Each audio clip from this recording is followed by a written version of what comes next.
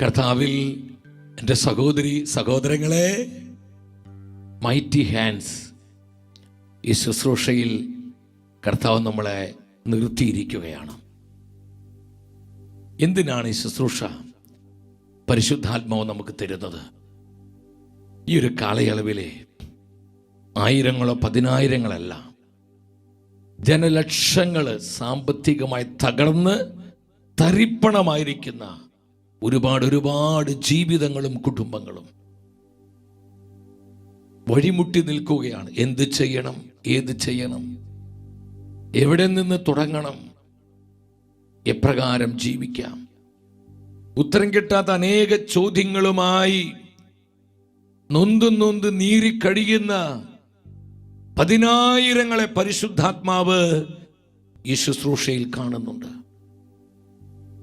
ഓരോ ദിനവും നൂറുകണക്കിന് കോളുകളാണ് സാമ്പത്തികമായി തകർന്ന് തരിപ്പണമായ ജീവിതങ്ങൾ പ്രാർത്ഥന സഹായത്തിനും സാമ്പത്തിക മേഖലകളിൽ ഒരു ബ്രേക്ക് ത്രൂ തുറവിയുണ്ടാകുവാനും കരഞ്ഞുകൊണ്ട് പ്രാർത്ഥന സഹായം ആവശ്യപ്പെട്ട് വിളിച്ചുകൊണ്ടിരിക്കുന്നത്. എൻ്റെ സഹോദരങ്ങൾ, ഈ കാലഘട്ടത്തിൻ്റെ ഒരു വലിയ പ്രതിസന്ധി എന്ന് പറയുന്നത് സാമ്പത്തിക തകർച്ചയാണ്, ഫിനാൻഷ്യൽ ക്രൈസിസ് ആണ്.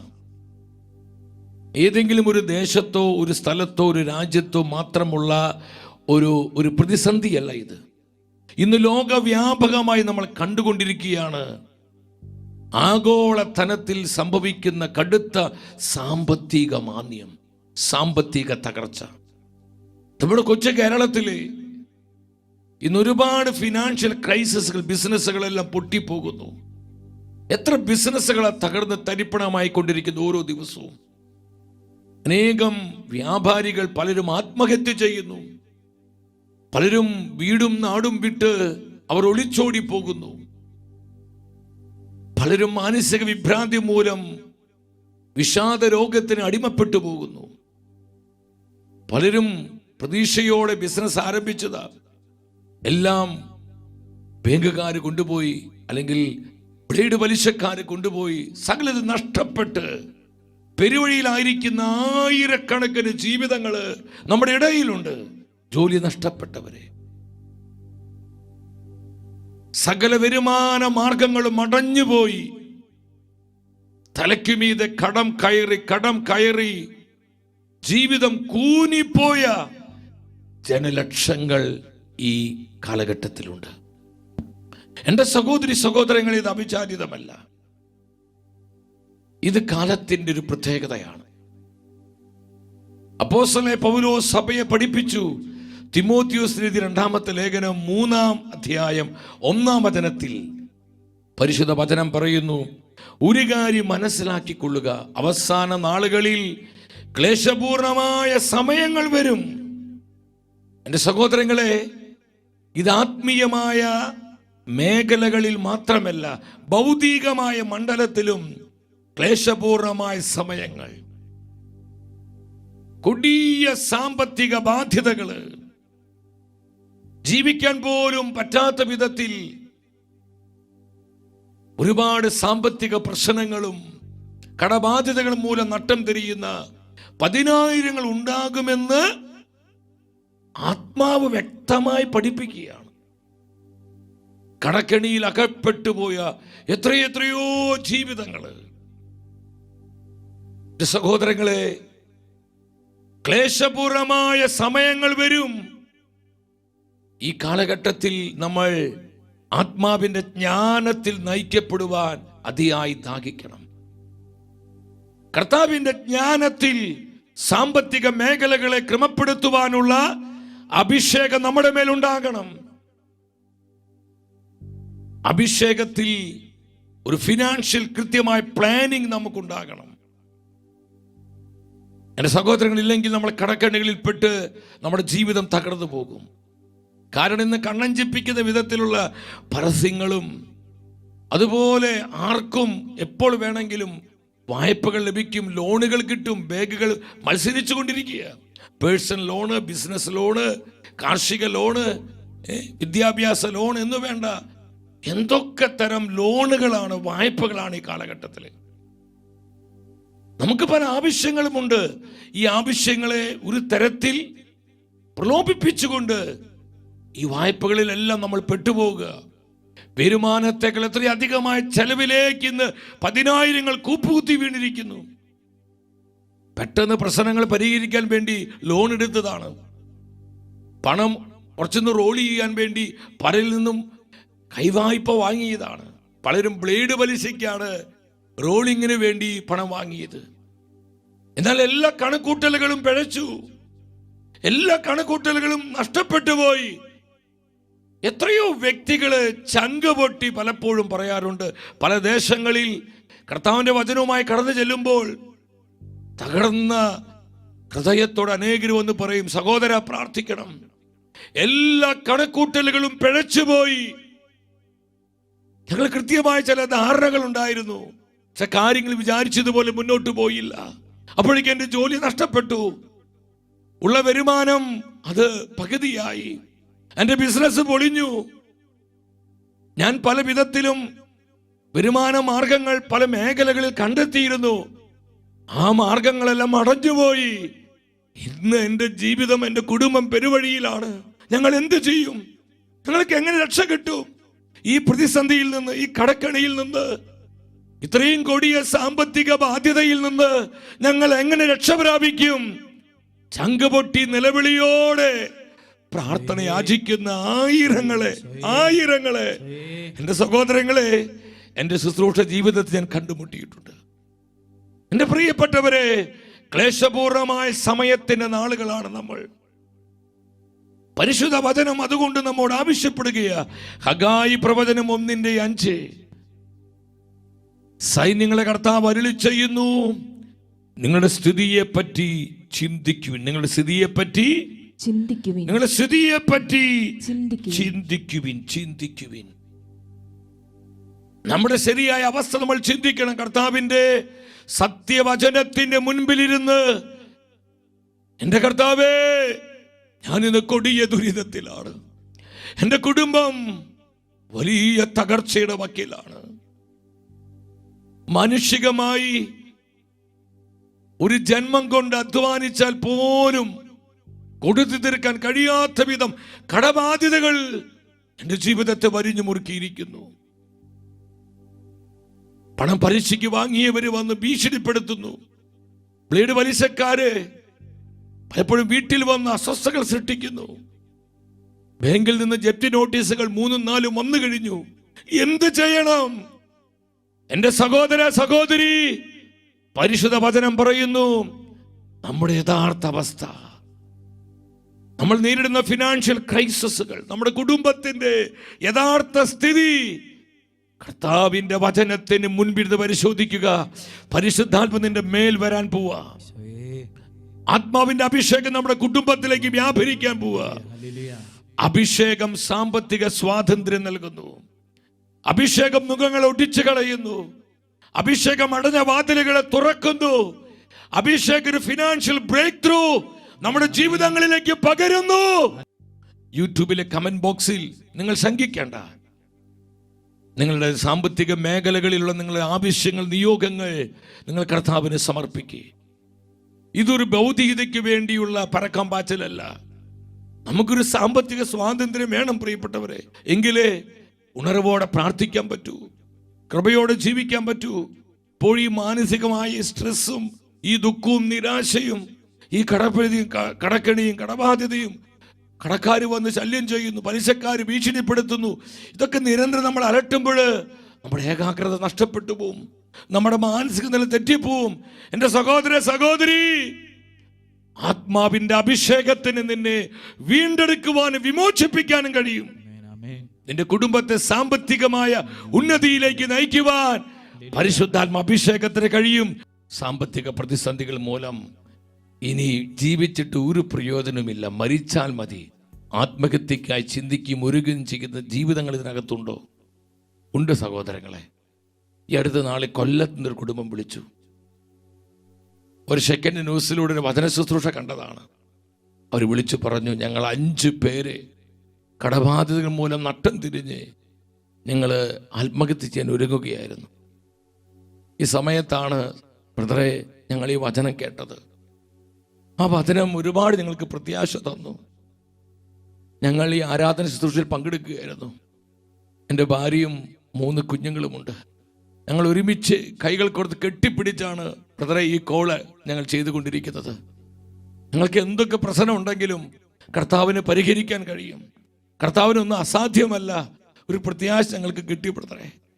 ഞങ്ങൾ ജീവിക്കാനും ഞങ്ങളുടെ ജീവിതത്തിൽ ആത്മാവിൻ്റെ അഭിഷേകം വെളിപ്പെടുവാനും സഹോദര ഞങ്ങൾക്ക് വേണ്ടി പ്രാർത്ഥിക്കണം. ഇനി ഞങ്ങൾ ആത്മഹത്യ ചെയ്യുകയില്ല എന്ന് സന്തോഷത്തോടെ കുടുംബം പങ്കുവെച്ച് ഞാൻ ഓർക്കുകയാണ്. അധികം നാളുകളുടെ അടുത്ത നാളുകളിലാണ്. ഇതൊരു കുടുംബത്തിന് മാത്രം അനുഭവമല്ല. ഇതുപോലെ ആയിരക്കണക്കിന് കുടുംബങ്ങളാണ് ജീവിതം വഴിമുട്ടി പ്രത്യാശയില്ലാതെ ആത്മഹത്യക്കായി ഒരുങ്ങുന്നതും ആത്മഹത്യക്കായി ചിന്തിച്ചുകൊണ്ടിരിക്കുന്നതും. ദൈവത്തിന്റെ വചനം പറയുന്നു, നമ്മുടെ അവസ്ഥ എന്തുമാത്രം തകർന്നതാകട്ടെ, പ്രത്യാശിക്കാൻ യാതൊരു വകയില്ലാത്തതുമാകട്ടെ, അവിടെ നിന്ന് നമ്മളെ പുനരുദ്ധരിക്കുവാൻ, നമ്മൾ ഉയർത്തുവാൻ, നമ്മളെ വലുതാക്കുവാൻ കർത്താവിന്റെ കരങ്ങൾക്ക് ഇന്നും ശക്തിയുണ്ട്. എത്ര പേര് വിശ്വസിക്കുന്നു? അവർ ഉച്ചത്തിൽ ഹല്ലേലൂയ പറഞ്ഞേ. സ്തുതിക്കുന്നു, സ്തുതിക്കുന്നു, സ്തുതിക്കുന്നു, സ്തുതിക്കുന്നു, സ്തുതിക്കുന്നു. വളരെ പ്രകാരം പറയാറുണ്ട്. ഞങ്ങൾ വലിയൊരു വീട് വെച്ചു. വീട് വെക്കുമ്പോൾ നല്ല വരുമാനം ഉണ്ടായിരുന്നു. അല്പം കഴിഞ്ഞപ്പോഴാണ് വരുമാന മാർഗം അടഞ്ഞു പോയത്. പിന്നെ ലോൺ അടിക്കാൻ പോലും പൈസയില്ല. ഇന്ന് വീട് ജപ്തി നടത്തി, വീട് നഷ്ടപ്പെട്ടു, എല്ലാം നഷ്ടപ്പെട്ട അവസ്ഥയാണ്. ചില ഇപ്രകാരം പറയുന്നു, മനോഹരമായി വലിയ രീതിയിൽ വിവാഹം നടത്തി, ആർഭാടം നടത്തി, നന്നായിട്ട് അതിനു വേണ്ട സ്ത്രീധനം കൊടുത്തു. ഇതൊക്കെ ലോൺ എടുത്തും അതുപോലെ സ്ഥലങ്ങൾ പണയം വെച്ചാണ്. കുറച്ച് കഴിഞ്ഞപ്പോൾ സംഗതി എല്ലാം കുഴഞ്ഞു മറിഞ്ഞു. ഞങ്ങൾ വല്ലാത്ത പ്രതിസന്ധിയിലാണ്. എല്ലാം നഷ്ടപ്പെട്ടൊരവസ്ഥയിലാണ് ഇപ്പോൾ. പ്രതീക്ഷയോടെ മക്കളെ വിദേശത്ത് പഠിപ്പിക്കാൻ വിടുന്നു. ലക്ഷങ്ങൾ മുടക്കിയിട്ട് ഇതെല്ലാം മിക്കവാറും ലോൺ എടുത്താണ് ചെയ്യുന്നത്. വരുമാനത്തെക്കാളധികം ചെലവിലേക്ക് പോകുന്നു. ധൂർത്തുകള്, ആർഭാടങ്ങള്. എൻ്റെ സഹോദരങ്ങളെ, നമുക്ക് പരിശുദ്ധാത്മാവിൻ്റെ ജ്ഞാനത്തിൽ, അഭിഷേകത്തിൽ കൃത്യമായൊരു ഫിനാൻഷ്യൽ പ്ലാനിങ് ഉണ്ടാകണം. ഞാൻ ഈ വചനം ഇങ്ങനെ ചിന്തിച്ച് ധ്യാനിച്ചു കൊണ്ടിരിക്കുമ്പോൾ പരിശുദ്ധാത്മാവ് എൻ്റെ ആത്മാവിൽ ഒരു വചനം പ്രകാശിപ്പിച്ചു തന്നു. സുഭാഷിത പുസ്തകം 24:27. നിങ്ങൾ ഒരുമിച്ച് ആ വചനം വായിക്കണം. ഈ വിധം പ്രതീക്ഷകളും കണക്കൂട്ടലുകളും പദ്ധതികളൊക്കെ തകിടം മറിഞ്ഞ് ഇന്ന് സാമ്പത്തികമായി തകർന്നിരിക്കുന്ന എൻ്റെ സഹോദരി സഹോദരങ്ങൾ, ഈ വചനം ശ്രദ്ധിക്കുക. ആദ്യം പുറത്തെ ജോലികൾ ക്രമപ്പെടുത്തുക, വയലിലും എല്ലാം സജ്ജീകരിക്കുക, അതിനുശേഷം വീട് പണി തുടങ്ങുക. എന്താണ് ഈ വചനം നമ്മോട് പറയുന്നത്? നമ്മുടെ ജീവിതത്തിൽ എല്ലാ കാര്യങ്ങളും ക്രമപ്പെടുത്തി നമുക്ക് അതിലൊരു സുസ്ഥിതി, ഒരു ഭദ്രത വരണം. ജോലി കാര്യങ്ങളിൽ നമുക്കൊരു സ്ഥിരതയും ഒരു ഭദ്രതയും. അതുപോലെ തന്നെ നമ്മുടെ വരുമാന മാർഗങ്ങൾ, കൃഷിയിടങ്ങള്, ബിസിനസ് മേഖലകള്, ഇതെല്ലാം ലോൺ എടുത്തിട്ട് വീണ്ടും ലോണിൻ്റെ ലോണായിട്ട് നമ്മൾ വീട് പണിക്ക് മുതിരുന്നു, മറ്റു പല കാര്യങ്ങൾക്ക് മുതിരുമ്പോൾ എന്ത് സംഭവിക്കും? അത് തകിടം മറിയ സഹോദരങ്ങളെ. അവരും ഇവരും ചെയ്യുന്നത് കണ്ട് ചെയ്യാൻ നമ്മൾ തുനിയരുത്. അവിടെ ദൈവത്തിൻ്റെ ആലോചന വേണം. ഇന്ന് കണ്ണഞ്ചിപ്പിക്കുന്ന പരസ്യങ്ങളുണ്ട്, വലിയ വലിയ ഷോപ്പിംഗ് മാളുകൾ. നമ്മൾ അവിടെ അങ്ങോട്ട് ചെല്ലുമ്പോൾ നമുക്ക് ചിലതൊക്കെ വാങ്ങാനും കൈനിറയെ സ്വന്തമാക്കാനും നമ്മുടെ വീട്ടിലേക്ക് അതൊക്കെ പർച്ചേസ് ചെയ്യാനും നമുക്ക് തോന്നും. ചിലപ്പോൾ ക്രെഡിറ്റ് കാർഡ് ഉപയോഗിച്ചിട്ടാവും ഇതൊക്കെ പർച്ചേസ് ചെയ്തിട്ടുണ്ടാവുക. മാസങ്ങൾ കഴിഞ്ഞാലും തിരിച്ചടയ്ക്കാൻ കഴിയാത്ത വിധം നമ്മൾ കുരുങ്ങിപ്പോവാണ്. പലിശയ്ക്ക് മേൽ പലിശ കയറി ഇത് സംഭവിക്കുന്നു. അവസാനം എല്ലാം നഷ്ടപ്പെട്ടു പോകുന്ന, എല്ലാം ബാങ്കുകാർ കൊണ്ടുപോകുന്ന, പലിശക്കാർ കൊണ്ടുപോകുന്ന ഒരു സ്ഥിതിയിലേക്ക് കാര്യങ്ങളെല്ലാം കൈവിട്ടു പോകുന്നു. പരിശുദ്ധ വചനം മുന്നറിയിപ്പ് തരിക. നീ എല്ലാം ആത്മാവിൻ്റെ ജ്ഞാനത്തിൽ ഒന്ന് സുസ്ഥിരമാക്കിയതിന് ശേഷം വേണം വീട് പണിയാനും മറ്റു കാര്യങ്ങളൊക്കെ ചെയ്യാനായിട്ട്. സഹായിക്കാൻ ആൾക്കാരുണ്ട്, കടം കിട്ടാൻ വഴികളുണ്ട്, ലോൺ എടുക്കാൻ മാർഗങ്ങളുണ്ട്, മറ്റു പലതരത്തിലും വായ്പകൾ കിട്ടാനുള്ള ഒരുപാട് സാഹചര്യങ്ങളുണ്ടെന്ന് വിചാരിച്ച് വരുമാനത്തെക്കാൾ ഏറെ ചെലവിലേക്ക് നമ്മൾ പോയാൽ നമ്മൾ തലകുത്തി വീഴും. നമ്മൾ തകിടം മറിയും.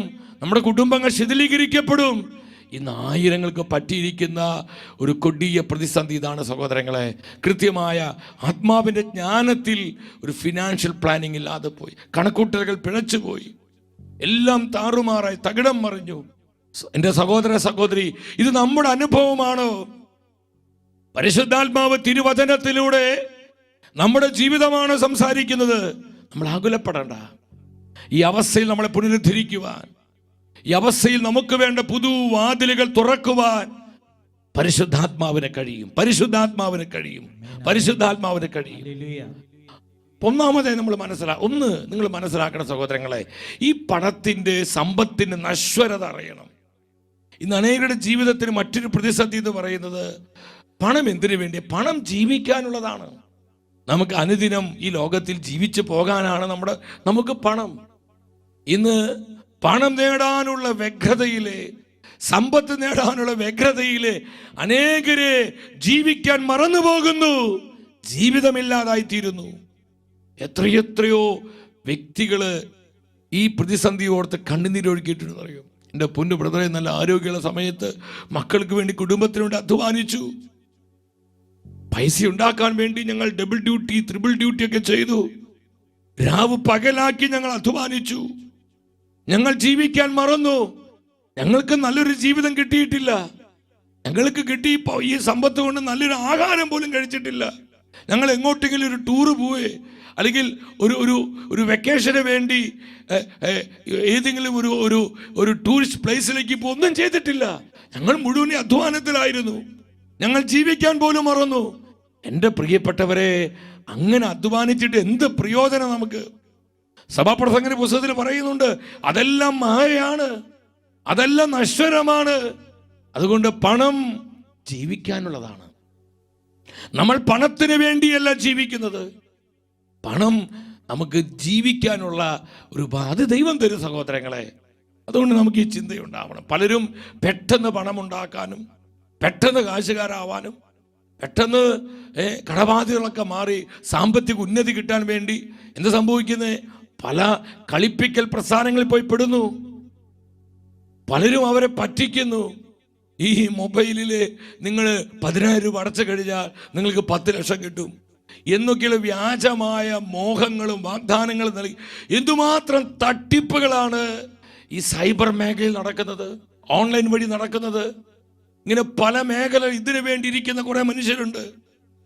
പെട്ടെന്ന് കാശുകാരാകാനും, പെട്ടെന്ന് സ്വസ്ഥത ഉണ്ടാവാനും, സാമ്പത്തികമായി വളർച്ച കിട്ടാനും വേണ്ടി നിങ്ങൾ അബദ്ധങ്ങളിൽ പോയി ഇങ്ങനെയുള്ള മോഹനമായ വാഗ്ദാനങ്ങളിൽ, തട്ടിപ്പ് പ്രസ്ഥാനങ്ങൾ, അതിലേക്ക് പോയി പെട്ടുപോയി ഉള്ള പൈസ നഷ്ടപ്പെട്ട്, സമാധാനം നഷ്ടപ്പെട്ട്, കുടുംബം കലങ്ങി മറിഞ്ഞ്, ഭർത്താവ് അറിയാതെയായിരിക്കും പൈസ കൊടുക്കുന്നത്, ഭാര്യ അറിയാതെയായിരിക്കും പൈസ കൊടുക്കുന്നത്. അവസാനം നിക്കകളിയില്ലാതെ വരുമ്പോഴാണ് ഈ വിവരങ്ങൾ കുടുംബക്കാർ പോലും അറിയുന്നത്. അപ്പോൾ കുടുംബ ബന്ധങ്ങൾ തകരുന്നു, കുടുംബങ്ങൾ ചിത്രീകരിക്കപ്പെടുന്നു, പലരും ഡിവോഴ്സിലേക്ക് പോകുന്നു. എത്ര കുടുംബങ്ങൾ ഇതുമൂലം തകർക്കപ്പെട്ടു. എന്റെ സഹോദരങ്ങളെ, ധനമോഹമാണ് എല്ലാ തിന്മകളുടെയും അടിസ്ഥാന കാരണമെന്ന് നമ്മൾ മറന്നു പോകരുത്.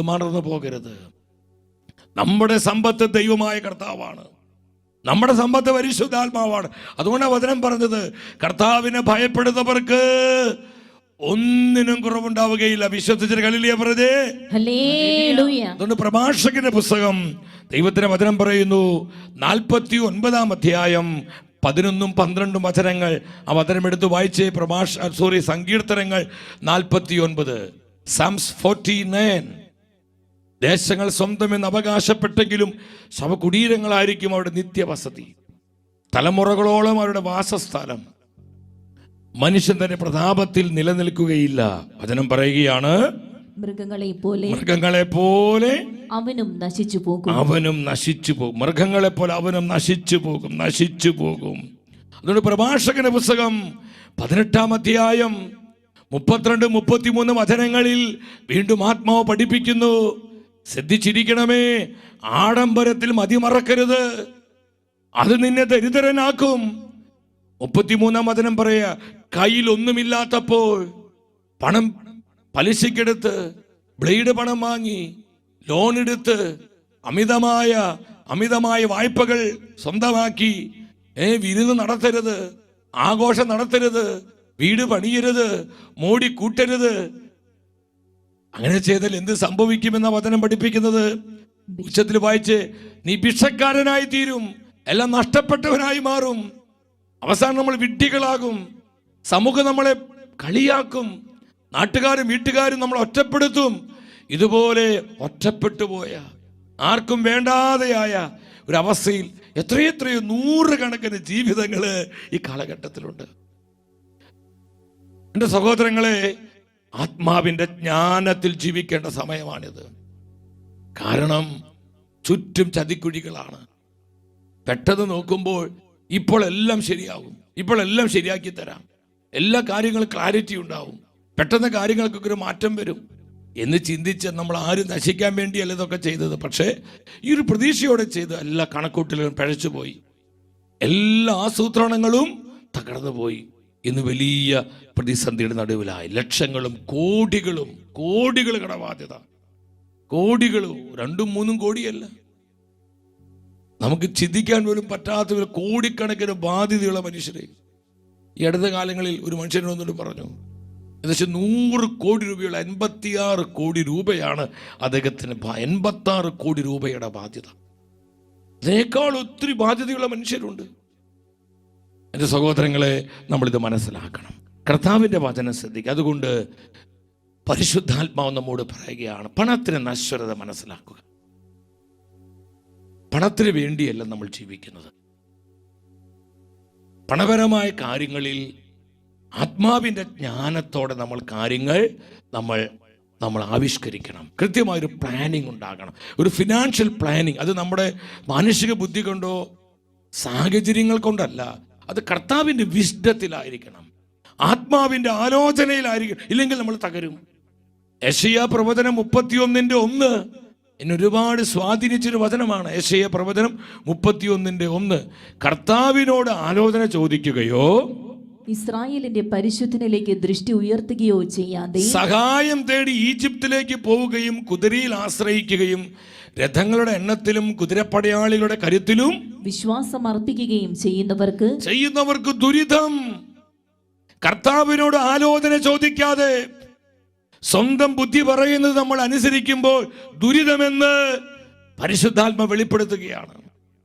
കർത്താവിനോട് ആലോചന ചോദിക്കാതെ അവരും ഇവരും ചെയ്യുന്നത് കണ്ട് അതിന്റെ പുറകെ പോയാൽ നമുക്ക് ദുരിതമാണ് സഹോദരങ്ങളെ. കർത്താവിൻ്റെ ജ്ഞാനത്തിൽ, ആത്മാവിൻ്റെ ആലോചനയിൽ കൃത്യമായൊരു ഫിനാൻഷ്യൽ പ്ലാനിങ് ഇല്ലാതെ വരവിനേക്കാൾ അധികമായി ചെലവ് നടത്തിക്കഴിഞ്ഞാൽ നാളുകൾ കഴിയുമ്പോൾ എല്ലാം നഷ്ടപ്പെട്ടവളായി നമ്മൾ തകർന്നു പോകുമെന്ന് പരിശുദ്ധ വചനമാണ് പറയുന്നത്. This is the word of God. ഇത് കർത്താവിന്റെ ജീവനുള്ള വചനമാണ്. വിശ്വസിച്ച ഹല്ലേലൂയ പറഞ്ഞേ. ഹല്ലേലൂയ. ജെറമ്യാ പ്രവചനം 29:11 നമുക്ക് സുപരിചിതമായൊരു വചനമാണ്. കർത്താവ് അരുളി ചെയ്യുന്നു, സാമ്പത്തികമായി തകർന്ന് തരിപ്പണമായിരിക്കുന്ന, കടകണികൾ മൂലം നട്ടം തിരിയുന്ന എൻ്റെ സഹോദരങ്ങളെ, നമ്മെക്കുറിച്ചുള്ള കർത്താവിൻ്റെ പദ്ധതി അത് കർത്താവിൻ്റെ മനസ്സിലുണ്ട്. നമ്മുടെ നാശത്തിനല്ല, ക്ഷേമത്തിനുള്ള പദ്ധതിയാണത്. നമുക്ക് ശുഭമായ ഭാവിയും പ്രത്യാശയും നൽകുന്ന പദ്ധതി. വീണ്ടും പരിശുദ്ധ വചനം പറയുന്നു, പൗലോസ് തെസ്സലോനി സഭയ്ക്ക് എഴുതിയ 1-ാമത്തെ ലേഖനം 5-ാം അധ്യായം 24-ാം തിരുവചനം 5:24. നമ്മളെ വിളിക്കുന്ന കർത്താവ് വിശ്വസ്തനാണ്, അവിടുന്ന് അതനുസരിച്ച് പ്രവർത്തിക്കുകയും ചെയ്യും. കർത്താവ് വിശ്വസ്തനാണ്. തൻ്റെ വിശ്വസ്തതയിൽ നമ്മുടെ തകർച്ചകളിൽ അവിടുന്ന് പ്രവർത്തിക്കും. തൻ്റെ വിശ്വസ്തതയിൽ നമ്മുടെ കുടുംബങ്ങളിൽ അവിടുന്ന് അത്ഭുതങ്ങൾ പ്രവർത്തിക്കും. തൻ്റെ വിശ്വസ്തതയിൽ നമ്മുടെ സാമ്പത്തിക കുരുക്കുകളെ കർത്താവ് അഴിച്ചു കളയും. തൻ്റെ വിശ്വസ്തതയിൽ നമുക്ക് വേണ്ടി പുതുവഴികൾ കർത്താവ് തുറന്നു തരും. സ്തുതിക്കുന്നു. അവിടുന്ന് വിശ്വസ്തയോടെ പ്രവർത്തിക്കും. എബ്രായ പുസ്തകം 10:23 ഈ വചനത്തെ സ്ഥിരീകരിക്കുകയാണ്. ഉച്ചത്തിൽ വായിച്ചേ, നമ്മോട് വാഗ്ദാനം ചെയ്തിരിക്കുന്ന കർത്താവ് വിശ്വസ്തനാകയാൽ നമ്മുടെ പ്രത്യാശ ഏറ്റുപറയുന്നതിൽ, തകർച്ചയുടെ മധ്യേ, പ്രതിസന്ധിയുടെ മധ്യേ, കടക്കെണിയുടെ മധ്യേ, കടബാധ്യതകളുടെ മധ്യേ നമ്മുടെ പ്രത്യാശ ഏറ്റുപറയുന്നതിൽ ഞാനും നിങ്ങളും സ്ഥിരതയുള്ളവരായിരിക്കണം. നമുക്ക് സ്ഥിരത വേണം. സ്ഥിരതയുള്ളവരായിരിക്കാൻ കർത്താവ് നമ്മോട് ആവശ്യപ്പെടുകയാണ്. ഹല്ലേലൂയ, എന്ന് പറഞ്ഞേ ഹല്ലേലൂയ. അതുകൊണ്ട് എൻ്റെ സഹോദരങ്ങളെ, ഞാൻ വീണ്ടും പറയട്ടെ, ഇന്ന് അനേകര് തകർന്ന് ഇന്ന് വല്ലാത്ത ദുരിതത്തിലായിരിക്കുന്നതിന് കാരണം പലരും വിത്തെടുത്താണ് ഭക്ഷിച്ചത്. വിത്തെടുത്ത് ഭക്ഷണം കഴിക്കാൻ തുടങ്ങിക്കഴിഞ്ഞാൽ എത്ര നാൾ നമുക്ക് ഭക്ഷണം കഴിക്കാൻ പറ്റും? ഭക്ഷണം മുട്ടുന്നു മാത്രമല്ല, പിന്നെ വിതയ്ക്കാൻ കയ്യിൽ വിത്തുണ്ടാവില്ല. ഇതുപോലെ ഇന്ന് അനേകരുടെ അവസ്ഥ. സഹോദരങ്ങളെ, വിത്തെടുത്ത് ഭക്ഷിക്കരുത്. ഞാൻ വീണ്ടും ആത്മാവിൽ പറയട്ടെ, കർത്താവിന്റെ ജ്ഞാനത്തിൽ, ആത്മാവിന്റെ ആലോചനയിൽ സാമ്പത്തിക കാര്യങ്ങൾ നമ്മൾ ക്രമപ്പെടുത്തണം. സാമ്പത്തികമായ പദ്ധതികൾ നമ്മൾ ആവിഷ്കരിക്കണം. നമ്മുടെ കുടുംബത്തിന് നന്മയ്ക്ക് വേണ്ടി, നമ്മുടെ മക്കളുടെ ഭാവിക്ക് വേണ്ടി, നമ്മുടെ തലമുറകൾ അനുഗ്രഹിക്കപ്പെടാൻ വേണ്ടി ആത്മാവിന്റെ ആലോചനയിൽ കൃത്യമായി ഫിനാൻഷ്യൽ പ്ലാനിംഗ് ഉണ്ടാകുമ്പോൾ വിസ്ഡം, ജ്ഞാനം നമ്മളെ നയിക്കും. തെറ്റുകൂടാതെ കർത്താവിന്റെ ജ്ഞാനം എന്നെയും നിങ്ങളെയും നയിക്കും. ഇവിടെ നമ്മൾ മറ്റൊരു കാര്യം നിങ്ങൾ മനസ്സിലാക്കുക സഹോദരങ്ങളെ, എല്ലാ സമ്പത്തിൻ്റെയും ഉടയവൻ കർത്താവാണ്. ദിനവൃത്താന്തത്തിന് 1-ാം പുസ്തകം 29:11 എന്താണ് പരിശുദ്ധ വചനം പറയുന്നത്? കർത്താവേ, മഹത്വവും ശക്തിയും മഹിമയും വിജയവും ഔന്നത്യവും അങ്ങയുടേതാകുന്നു. കർത്താവേ, രാജ്യം അങ്ങയുടേത്. അങ്ങ് എല്ലാറ്റിൻ്റെയും അധീശനായി സ്തുതിക്കപ്പെടുന്നു. 12-ാം വചനത്തിൽ പറയാണ്, സമ്പത്തും സകലതും ദൈവത്തിൽ നിന്ന് വരുന്നു. നമുക്ക് സമ്പത്ത് തരുന്ന ദൈവമാണ്. സമ്പത്ത് നേടുവാൻ നമ്മുടെ കരങ്ങൾക്ക് ബലം തരുന്നത് ദൈവമായ കർത്താവാണ്. നമ്മുടെ സമ്പത്തിന്റെ ഉറവിടം പരിശുദ്ധാത്മാവാണ്, കർത്താവാണ്. എൻ്റെ സഹോദരങ്ങളെ, നമ്മളിത് മനസ്സിലാക്കണം. അതുകൊണ്ട് തന്നെ ഇപ്പോഴുള്ള നമ്മുടെ സാമ്പത്തിക തകർച്ചകളെ ഓർത്ത് നമ്മൾ അസ്വസ്ഥരാകേണ്ട. ദൈവത്തിന്റെ വചനം പഠിപ്പിക്കുന്നു. ലൂക്കായുടെ സുവിശേഷം 1:37. ലൂക്കായുടെ സുവിശേഷം 1:37. ആ വചനം എടുത്ത് ഉച്ചത്തിൽ എന്ന് പറഞ്ഞ്, ദൈവത്തിനൊന്നും അസാധ്യമല്ല. വിശ്വസിച്ച വചനം ഉച്ചത്തിൽ പ്രഖ്യാപിച്ച്, ദൈവത്തിന് ഒന്നും അസാധ്യമല്ല. ദൈവത്തിനൊന്നും അസാധ്യമല്ല. ദൈവത്തിനൊന്നും അസാധ്യമല്ല. ദൈവത്തിനൊന്നും അസാധ്യമല്ല. എന്റെ സഹോദരങ്ങളെ, നമ്മുടെ സാമ്പത്തിക പ്രതിസന്ധി എത്ര വലുതായിക്കൊള്ളട്ടെ, കോടിക്കണക്കിന് രൂപയുടെ കടബാധ്യത നമുക്ക് ഉണ്ടായിക്കൊള്ളട്ടെ, ആ സാഹചര്യത്തിലോ അത്തരത്തിലുള്ള പ്രതിസന്ധിയിലോ ഇടപെടുവാനോ പ്രവർത്തിക്കുവാനോ കർത്താവിന്റെ കരങ്ങൾ കുറുകിപ്പോയിട്ടില്ല. പരിശുദ്ധാത്മാവിന് പ്രവർത്തിക്കാൻ കഴിയാത്ത ഒരു സാഹചര്യവുമില്ല. എത്ര കോടിക്കണക്കിന് ബാധ്യതയുടെ കഠിന പ്രതിസന്ധിയുടെ കുഴിയിലാണോ ഞാനും നിങ്ങളുമെങ്കിലും, ആ പ്രതിസന്ധിയിലേക്ക് ഇറങ്ങി വന്ന് നമുക്ക് വേണ്ടി പ്രവർത്തിക്കുവാൻ, നമ്മളെ ബന്ധിച്ചിട്ടിരിക്കുന്ന കെട്ടുപാടുകളെ പൊട്ടിച്ചു കളയുവാൻ, നമുക്ക് വേണ്ടി പുതിയ വാതിലുകളെ തുറന്നു തരുവാൻ പരിശുദ്ധാത്മാവ് സർവശക്തനാണ്. അവിടത്തേക്കൊന്നും അസാധ്യമല്ല. ദൈവത്തിനൊന്നും അസാധ്യമല്ല. പരിശുദ്ധാത്മാവിനൊന്നും അസാധ്യമല്ല. ശ്രദ്ധിക്കുന്നു. വീണ്ടും ഉൽപ്പത്തിയുടെ പുസ്തകം, അവിടെ 18-ാം അധ്യായം 14-ാമത്തെ വചനം, കർത്താവിന് കഴിയാത്തത് എന്തെങ്കിലും ഉണ്ടോ? അവതരം ഉച്ചത്തിൽ നേറ്റു പറഞ്ഞേ, കർത്താവിന് കഴിയാത്തത് എന്തെങ്കിലുമുണ്ടോ? കർത്താവിന് കഴിയാത്തതായി എന്തെങ്കിലുമുണ്ടോ? ഒന്നും തന്നെ ഇല്ല സഹോദരങ്ങളെ. കർത്താവിന് എല്ലാം സാധ്യമാണ്. ഒരു സാഹചര്യവും ദൈവത്തിന് പ്രവർത്തിക്കാൻ തടസ്സമല്ല. ഒരു തകർച്ചയും കർത്താവിന് ഇടപെടുവാൻ തടസ്സമല്ല. ഒരു ബന്ധനവും കർത്താവിന് പ്രവർത്തിക്കാൻ തടസ്സമല്ല. എത്ര വലിയ സാമ്പത്തിക തകർച്ചയും കടബാധ്യതകളാണെങ്കിലും അവിടെ ഇറങ്ങി വന്ന് പ്രവർത്തിക്കുവാൻ കർത്താവിന് തടസ്സമില്ല. അവൻ സാഹചര്യങ്ങൾക്ക് അപ്പുറമുള്ളവനാണ്. പരിശുദ്ധാത്മാവ് കാലത്തിന് അധീനനാണ്. അവിടത്തേക്ക് എല്ലാം സാധിക്കും. 121-ാം സങ്കീർത്തനം 1-2 വചനങ്ങളിൽ പരിശുദ്ധ വചനം പറയാ, പർവ്വതങ്ങളിലേക്ക് ഞാൻ കണ്ണുകൾ ഉയർത്തുന്നു. ഈ കൊടിയ തകർച്ചയിലും പ്രതിസന്ധിയിലും എനിക്കുള്ള സഹായം എവിടെ നിന്ന് വരും? എനിക്ക് സഹായം കർത്താവിൽ നിന്ന് വരുന്നു. ആകാശവും ഭൂമിയും സൃഷ്ടിച്ച കർത്താവിൽ നിന്ന് വരുന്നു. അതുകൊണ്ട് എന്റെ സഹോദരങ്ങളെ, നമുക്ക് വലിയ പ്രതീക്ഷയ്ക്ക് വകയുണ്ട്. നമുക്ക് പ്രത്യാശിക്കാൻ വകയുണ്ട്. എല്ലാവരും വളരെ ശ്രദ്ധിച്ചിരുന്നേ, ശ്രദ്ധാപൂർവം ഇരുന്നേ. നമ്മുടെ സാമ്പത്തിക മേഖലകളിൽ, പ്രത്യേകിച്ച് സാമ്പത്തികമായ നമ്മുടെ തകർച്ചകളില്, നമ്മുടെ കടബാധ്യതകളില്, കടം കയറി മുടിഞ്ഞിരിക്കുന്ന എല്ലാം നഷ്ടപ്പെട്ടു പോയ നമ്മുടെ അവസ്ഥകളിൽ കർത്താവ് ഇതെല്ലാം കാണുന്നുണ്ട്. ഒരു അസാധാരണമായ പ്രവൃത്തി ഈ വിഷയങ്ങളിൽ നമുക്ക് വേണ്ടി പ്രവർത്തിക്കുവാൻ പരിശുദ്ധാത്മാവ് ശക്തനാണ്. പരിശുദ്ധ ബൈബിളിൽ നിന്ന് ഞാൻ അപ്രകാരം ഒരു കുടുംബത്തെ നിങ്ങൾക്ക് പരിചയപ്പെടുത്താൻ പോവാണ്. സാമ്പത്തികമായി എല്ലാവിധത്തിലും തകർന്നു പോയൊരു കുടുംബം, പ്രതീക്ഷയ്ക്കൊരു വകയുമില്ലാതെ ആത്മഹത്യ ചെയ്യാൻ ഒരുങ്ങിക്കൊണ്ടിരിക്കുന്ന ഒരു കുടുംബം. ആ കുടുംബത്തിൽ എപ്രകാരമാണ് പരിശുദ്ധാത്മാവിന്റെ അസാധാരണമായ പ്രവൃത്തി വെളിപ്പെട്ടത്? ആ കുടുംബത്തിലേക്ക് എപ്രകാരമാണ് കർത്താവിന്റെ അഭിഷേകം ഇറങ്ങി വന്നത്? തിരുവചനത്തിലൂടെ ആത്മാവ് നമ്മളെ പഠിപ്പിക്കുകയാണ്. ഇന്ന് ഈ ഒരു കുടുംബത്തിന്റെ അവസ്ഥയിലാണ് ആയിരക്കണക്കിന് കുടുംബങ്ങൾ. എല്ലാം തകർന്നു പോയി. സമ്പാദിച്ചത് മുഴുവൻ, നേടിയത് മുഴുവൻ നഷ്ടപ്പെട്ടു പോയി. ഇന്ന് പെരുവഴിയിലായ അവസ്ഥ. മനോഹരമായ വീടും സ്ഥലമൊക്കെ ഉണ്ടായിരുന്നു, അതെല്ലാം നഷ്ടപ്പെട്ട് ഇന്ന് വാടക വീട്ടിലാണ്, ജീവിക്കാൻ ബുദ്ധിമുട്ടുന്നു. വല്ലാത്ത ഒരു ദുഃഖത്തിലും വേദനയിലുമാണ്.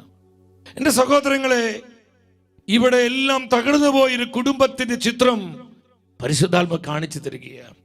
അത് രാജാക്കന്മാരുടെ 1-ാം പുസ്തകം 17-ാം അധ്യായം 8 മുതൽ 16 വരെയുള്ള തിരുവചനങ്ങളിൽ സെറഫ്തയിലെ ഒരു വിധവയുടെ കുടുംബമാണ്.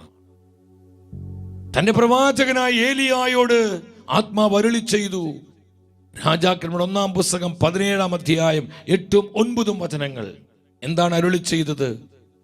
നീ സീദോനിലെ സെറാഫാത്തിൽ പോയി വസിക്കുക, അവിടെ നിനക്ക് ഭക്ഷണം തരുന്നതിന് ഞാനൊരു വിധവയോട് കൽപ്പിച്ചിട്ടുണ്ട്.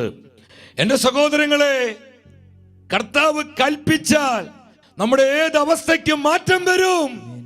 കർത്താവ് കൽപ്പിക്കുമ്പോൾ സാഹചര്യങ്ങൾ മാറിപ്പോകുന്നു. കർത്താവ് കൽപ്പിക്കുമ്പോൾ നമ്മുടെ സ്ഥിതിക്ക് മാറ്റം സംഭവിക്കുന്നു. കർത്താവ് കൽപ്പിക്കുമ്പോൾ അടഞ്ഞ വാതിലുകൾ തുറക്കപ്പെടുന്നു. കർത്താവ് കൽപ്പിക്കുമ്പോൾ ഇരുട്ടിന്റെ ശക്തികൾ തകർന്നു വീഴുന്നു. കർത്താവ് കൽപ്പിക്കുമ്പോൾ അത്ഭുതങ്ങൾ സംഭവിക്കുന്നു.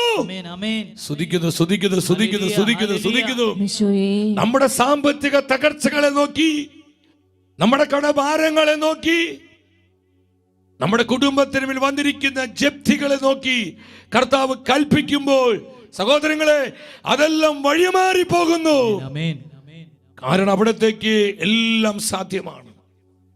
147-ാം സങ്കീർത്തനം 15-ാമത്തെ വചനം എൻ്റെ ഹൃദയത്തെ ഒരുപാട് ശക്തീകരിച്ച ഒരു പ്രവചന വചനമാണിത്. അവിടുന്ന് ഭൂമിയിലേക്ക് കൽപ്പന അയക്കുന്നു. കർത്താവ് ഭൂമിയിലേക്ക് കൽപ്പന അയക്കുന്നു. ആ കൽപ്പന നിറവേറ്റുവാൻ അവിടുത്തെ വചനം പാഞ്ഞു വരുന്നു. എൻ്റെ സഹോദരങ്ങൾ, നിങ്ങൾ ശ്രദ്ധിച്ച്, ഈ ശുശ്രൂഷയിൽ പങ്കെടുത്ത് പ്രാർത്ഥിച്ചു കൊണ്ടിരിക്കുന്ന ആയിരങ്ങളുടെ ജീവിതങ്ങളെ നോക്കി കർത്താവ് കൽപ്പിക്കുകയാണ്. ഈ സമയം അനേകം കുടുംബങ്ങളെ നോക്കി കർത്താവ് കൽപ്പിക്കുകയാണ്. സാമ്പത്തികമായി തകർന്നിരിക്കുന്ന, പ്രതീക്ഷ നഷ്ടപ്പെട്ടു പോയ, എല്ലാ വാതിലുകളും അടയ്ക്കപ്പെട്ട ചില ജീവിതങ്ങളെ നോക്കി കർത്താവ് കൽപ്പിക്കുന്നു, തുറക്കപ്പെടട്ടെ. സ്തുതിച്ചേ സ്തുതിക്കുക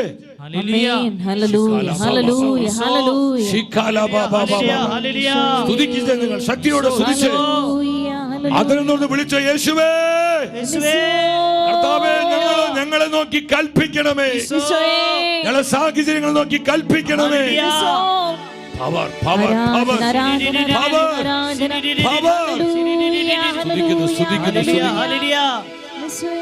കർത്താവ് കൽപ്പിക്കുന്നു.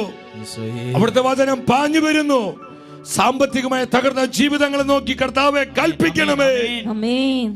നിരാശയ്ക്ക് അടിമപ്പെട്ട ജീവിതങ്ങളെ നോക്കി കൽപ്പിക്കണമേ.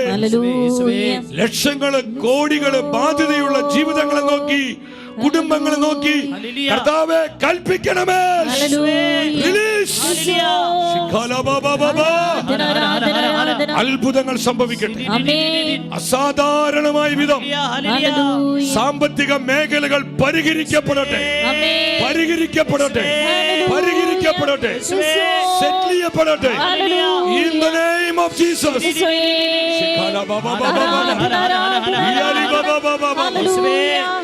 ഹല്ലേലൂയ. യേശു ഇന്നും ജീവിക്കുന്നു. എന്റെ കാൽ വഴുതാൻ ദൈവം സമ്മതിക്കില്ല. എന്റെ സ്ഥിതികളെ എന്റെ കർത്താവ് മാറ്റും. വിശ്വസിച്ച് വിശ്വസിച്ച് കരങ്ങൾ അടിച്ചു പാടിക്കേ. കർത്താവ് കൽപ്പിച്ചുകൊണ്ടിരിക്കുക. ഇതാ വചനം പാഞ്ഞു വരുന്നു. പതിനായിരങ്ങളിലേക്ക് വചനം പാഞ്ഞു വരുന്നു. കുടുംബങ്ങളിലേക്ക് വചനം പാഞ്ഞു വരുന്നു. സ്തുതിക്കുന്നു, സ്തുതിക്കുന്നു, സ്തുതിക്കുന്നു. കർത്താവേ സ്തുതിക്കുന്നു, സ്തുതിക്കുന്നു, സ്തുതിക്കുന്നു. കരങ്ങളടിച്ച്, കരങ്ങളടിച്ച്. Hallelujah, hallelujah. നമ്മുടെ യേശു ജീവിക്കുന്നു. Hallelujah, hallelujah. നമ്മുടെ യേശു ജീവിക്കുന്നു. കാലുകളേറെ കുറെ വഴുതിപ്പോയി, ഒരിക്കലും ഉയരില്ല എന്നു നനച്ചു. കാലുകളേറെ കുറെ വഴുതിപ്പോയി, ഒരിക്കലും ഉയരില്ല എന്നു നനച്ചു. എന്റെ നിനവുകൾ ദൈവം മാറ്റി എഴുതി, പിന്നെ കാൽ വഴുതുവാൻ ഇട വന്നില്ല. എന്റെ നിനവുകൾ ദൈവം മാറ്റി എഴുതി. ആമേൻ. കരങ്ങൾ ഉയർത്തിയടിച്ച്. Hallelujah, hallelujah. നമ്മുടെ യേശു ജീവിക്കുന്നു. Hallelujah, hallelujah. അത്ഭുത വഴികൾ തുറക്കപ്പെടട്ടെ. ജീവിക്കുന്നു, നമ്മുടെ യേശു ജീവിക്കുന്നു. ഈശോയേ, നമ്മുടെ യേശു ജീവിക്കുന്നു. ആത്മാവേ, നമ്മുടെ യേശു ജീവിക്കുന്നു. വഴികൾ തുറക്കപ്പെടട്ടെ. കർത്താവേ കൽപ്പിക്കണമേ. ജീവിതങ്ങളെ നോക്കി കൽപ്പിക്കണമേ. കുടുംബങ്ങളോട് കൽപ്പിക്കണമേ. സാമ്പത്തിക പ്രതിസന്ധികളിൽ കർത്താവേ കൽപ്പിക്കണമേ. കടബാധ്യതകളിൽ കർത്താവേ കൽപ്പിക്കണമേ. കടക്കെണിയിൽ അകപ്പെട്ടു പോയ ജീവിതങ്ങളിൽ കർത്താവേ കൽപ്പിക്കണമേ. വാതിലുകൾ തുറക്കപ്പെടട്ടെ. സ്തുതിക്കുന്നു, സ്തുതിക്കുന്നു, സ്തുതിക്കുന്നു. ആത്മാവേ, നമ്മുടെ യേശു ജീവിക്കുന്നു. നമ്മുടെ യേശു ജീവിക്കുന്നു. ആമേൻ, ആമേൻ, ആമേൻ. ഈ സമയം പല കുരുക്കുകൾ അഴിഞ്ഞു മാറി. പല കുടുംബങ്ങളിലും പുതുവാതിലുകളെ പരിശുദ്ധാത്മ തുറന്നു. പല മേഖലകളിലുള്ള പൈശാചിക പീഡകളിൽ നിന്ന് ആയിരങ്ങൾക്ക് കർത്താവ് വിമോചനം നൽകി. നന്ദി കർത്താവേ, നന്ദി, നന്ദി കർത്താവേ. വീണ്ടും രാജാക്കന്മാരുടെ ഒന്നാം പുസ്തകം, ഫസ്റ്റ് കിങ്സ്, രാജാക്കന്മാരുടെ ഒന്നാം പുസ്തകം 17-ാം അധ്യായം 10 മുതൽ 12 വരെയുള്ള വചനങ്ങൾ നിങ്ങൾ ശ്രദ്ധാപൂർവ്വം വായിച്ച് ഏലിയ സറഫത്തിലേക്ക് മടങ്ങി. പട്ടണ കവാടത്തിലെത്തിയപ്പോൾ ഒരു വിധവ വിറക് ശേഖരിക്കുന്നത് കണ്ടു. അവൻ അടുത്തു ചെന്ന് കുടിക്കാൻ ഒരു പാത്രം വെള്ളം തരാൻ പറഞ്ഞു. അവൾ വെള്ളം കൊണ്ടുവരാൻ പോകുമ്പോൾ അവൻ അവളോട് പറഞ്ഞു, കുറച്ച് അപ്പവും കൊണ്ടുവരിക. നിങ്ങൾ ശ്രദ്ധിച്ചു വായിക്കണമേ. ഇന്ന് 10,000 അവസ്ഥ ഇതാണ്. ഒത്തിരിയേറെ കുടുംബങ്ങളുടെ അവസ്ഥ ഇതാണ്. അവൾ പറഞ്ഞു, നിന്റെ ദൈവമായ കർത്താവാണേ, എൻ്റെ കയ്യിൽ അപ്പമില്ല. ആകെയുള്ളത് കലത്തിൽ ഒരു പിടി മാവും ഭരണിയിൽ അല്പം എണ്ണയുമാണ്. ഞാൻ 2 ചുള്ളി വിറക് പിറക്കുകയാ. ശ്രദ്ധിക്കണം, ഞാൻ രണ്ട് ചുള്ളി വിറക് പിറക്കുകയാണ്. ഇത് കൊണ്ടുചെന്ന് അപ്പമുണ്ടാക്കി എനിക്കും എൻ്റെ മകനും കഴിക്കണം. പിന്നെ ഞങ്ങൾ മരിക്കും, പിന്നെ ഞങ്ങൾ മരിക്കും. ഞങ്ങൾക്ക് ഇനി ജീവിക്കണ്ട. ഞങ്ങൾക്ക് ജീവിക്കാൻ വേറെ വഴിയില്ല. ജീവിത വഴി പൊട്ടി നിൽക്കുക. ഞങ്ങൾ പിന്നീട് മരിക്കും.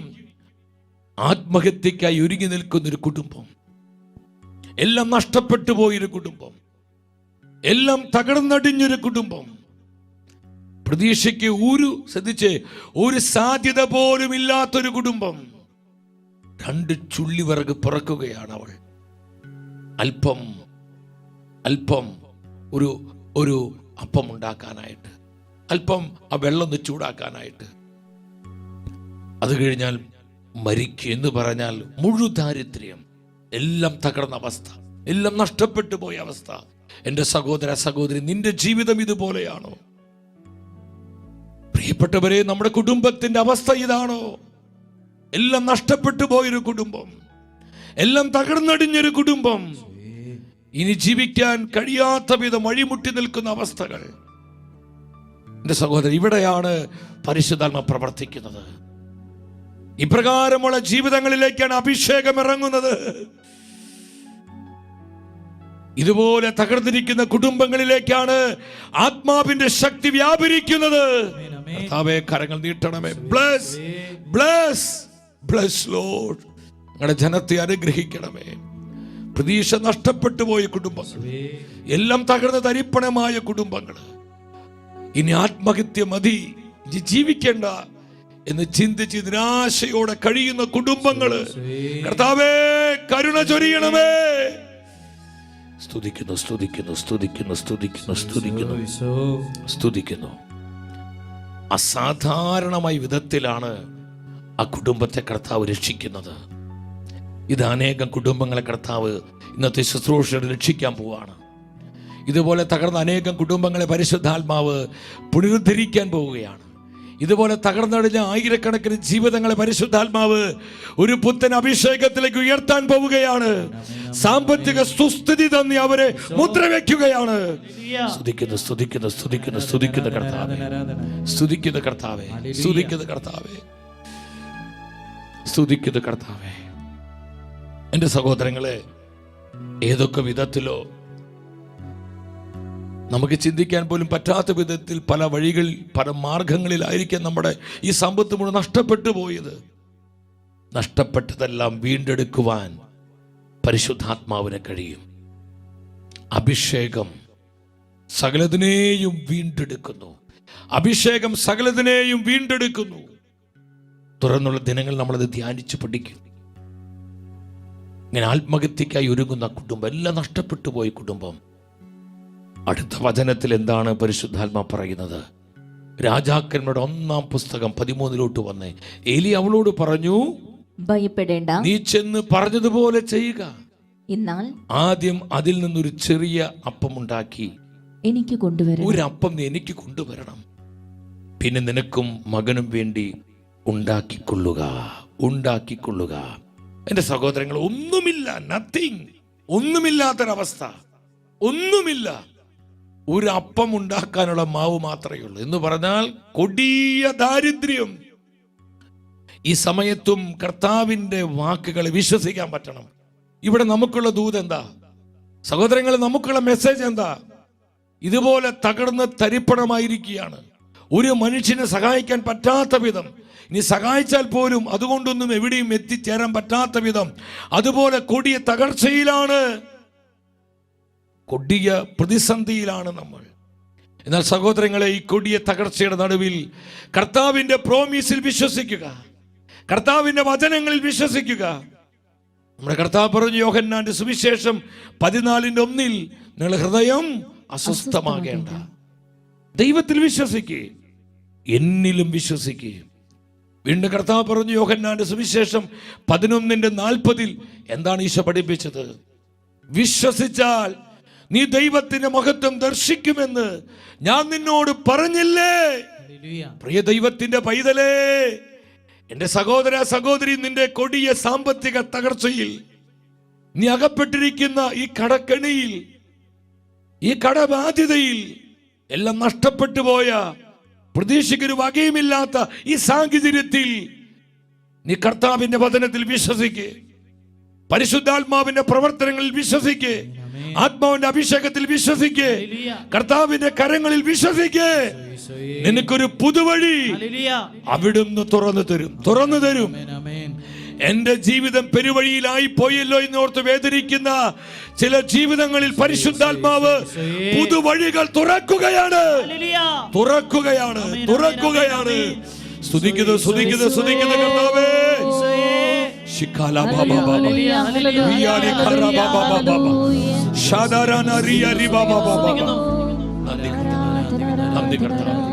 ഈ സമയത്ത് അവിടെ എന്താ സംഭവിച്ചേ? രാജാക്കന്മാരുടെ 1-ാം പുസ്തകം 17-ാം അധ്യായം 14, 15, 16 വചനങ്ങൾ. ഏലിയ കർത്താവിന്റെ പ്രൊഫസി പ്രവചനം അറിയിച്ചു. ഭൂമിയിൽ മഴ പെയ്യ്ക്കുന്നത് വരെ കലത്തിലെ മാവ് തീർന്നു പോവുകയില്ല, ഭരണിയിൽ എണ്ണ വറ്റുകയുമില്ല എന്ന് കർത്താവ് അരുളി ചെയ്യുന്നു. അവൾ ഏലിയ പറഞ്ഞതുപോലെ ചെയ്തു. അങ്ങനെ ആ കൊടിയ ദാരിദ്ര്യത്തിന്റെ